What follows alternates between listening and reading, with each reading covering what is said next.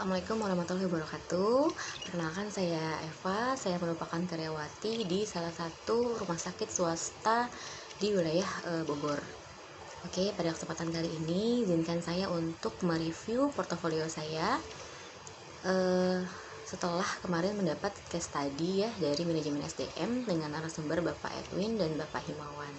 Kemarin dengan case study salah satu perusahaan dengan nama PT 5 Menit Saja.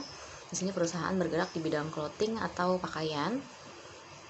Oke, namun saat ini sedang ada wabah atau virus atau penyakit yang membuat perusahaan juga harus meminimalisir budgetnya. Jadi sehingga perusahaan membuat kebijakan untuk menjual pakaian secara daring atau online. Di sini kita diminta untuk membuatkan draft PKWT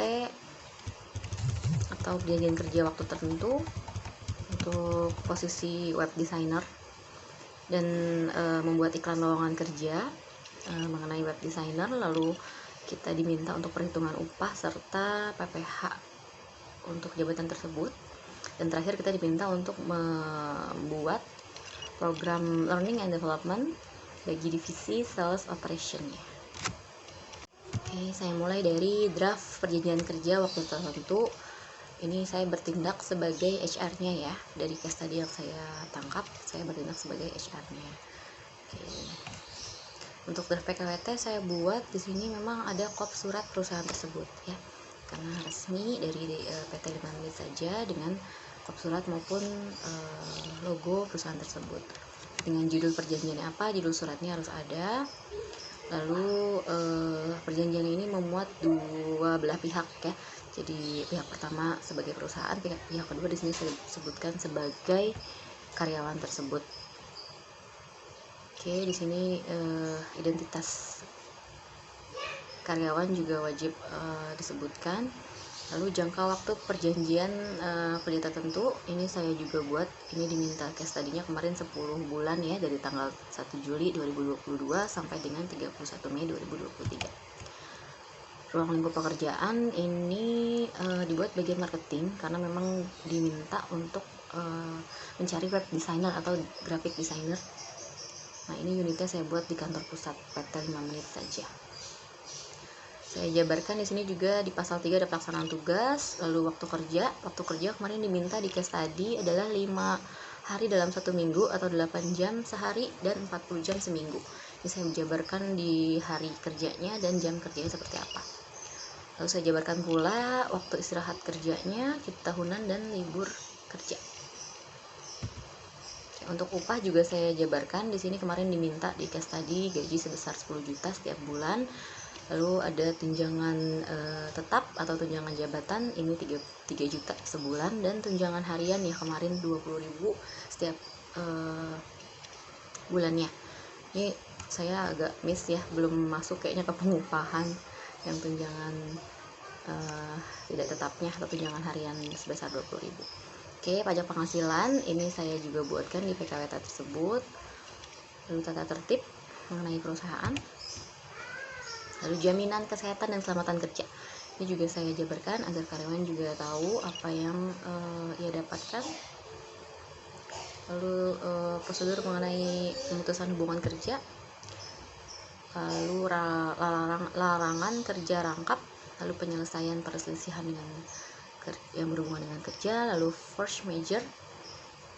Oke, jadi tertulis di perjanjian ini jika memang terjadi seperti force majeure seperti bencana alam, pemberontakan, huru-hara dan lain-lain, atau peraturan pemerintah atau apapun yang membuat perjanjian ini berakhir, itu memang mengakibatkan perjanjian ini sudah akhirnya batal demi hukum. Lalu penutup ya, perjanjian ini juga harus dibuat secara rangkap 2 karena perusahaan wajib punya maupun karyawan juga wajib memegang si perjanjian tersebut.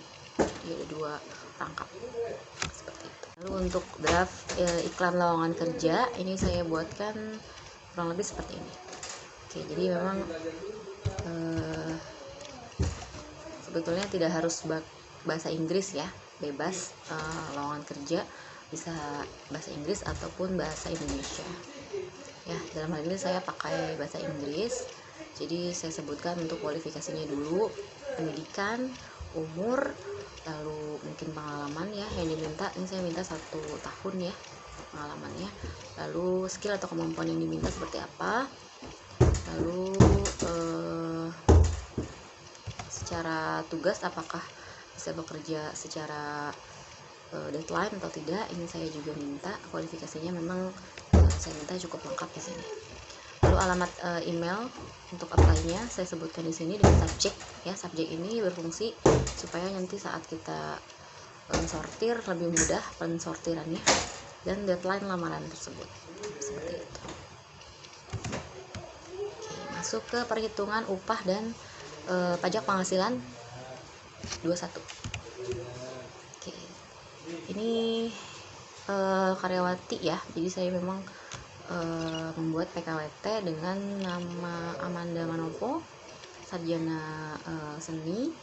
Dia ini merupakan karyawati, belum menikah, statusnya kontrak selama 10 bulan, jadi masuknya TK 0 ya dari segi pajaknya. Lalu NPWP punya.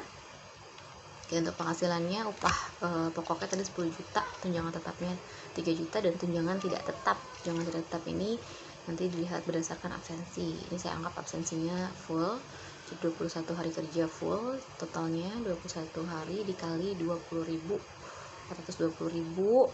Lalu karena tadi juga ada benefit dari BPJS ya, jadi masuk JKK ini 0,24%, lalu jaminan kematian 0,3%, dan BPJS kesehatan dibayar pengusaha 4%, 400.000. Oke, total penghasilan brutonya si Amanda Manopo ini sekitar 11.874.000. Oke, ini biasanya ada di slip gaji ya. Lalu untuk menghitung pajak atau PPh-nya seperti ini. Lalu ada biaya jabatan ini 5%, dari upah, lalu JHT ya 2%, jaminan pensiunnya juga 1%. Oke, jadi kita ingin melihat PKP-nya, penghasilan kena pajaknya. Oke, selama setahun jadi masuknya 5% ya, karena di bawah 60 juta setahunnya ya. Jadi kena pajaknya 5%. Jadi PKP. Oke, bisa didapatkan di situ. PPh 21 terhutang sebulannya 97.004. Terakhir di training dan development untuk divisi sales operation. Di sini saya berikan tahap awal dulu ya. Jadi setiap karyawan dan prioritasnya si sales operation ini, divisi sales ini wajib tahu dulu nih produk knowledge-nya, produk apa sih yang dijual, lalu kelebihannya apa dibandingkan produk lain se-item ya, mungkin sejenis dengan produk yang kita punya di toko lain, itu apa kelebihannya di toko kita. Lalu untuk training sendiri juga saya analisa dulu. Nah, training apa sih yang dibutuhkan gitu. Nah, di sini saya rekomendasikan training sales skill ya, termasuk ini juga pemasaran lewat marketplace ya, Tokped, Shopee dan lain-lain, media sosial lainnya. Dan mungkin gimana caranya si toko ini muncul namanya paling pertama di Google search ya. Lalu training digital marketing, training aplikasi Adobe Photoshop dan CorelDRAW ya. Ini memang selain aplikasi ini, banyak aplikasi juga yang mungkin lebih banyak berseliweran di media sosial ya, yang lebih mudah dipakai seperti Canva dan lain-lain. Nah, ini saya nggak rekomendasi untuk semua staff ikut, karena kenapa? Karena tadi case-nya si perusahaan gimana caranya menekan angka budgetnya. Jadi saya rekomendasikan salah satu saja staff yang ikut, atau kepala bagian pemasarannya saja yang ikut. Nanti orang tersebut yang ikut pelatihan bisa diseminasi atau sharing ilmu kepada staff yang lain. Oke, nanti setelah itu si staff tersebut bisa secara mentoring dan coaching si staff tersebut seperti apa yang memang dia dapatkan di training tersebut.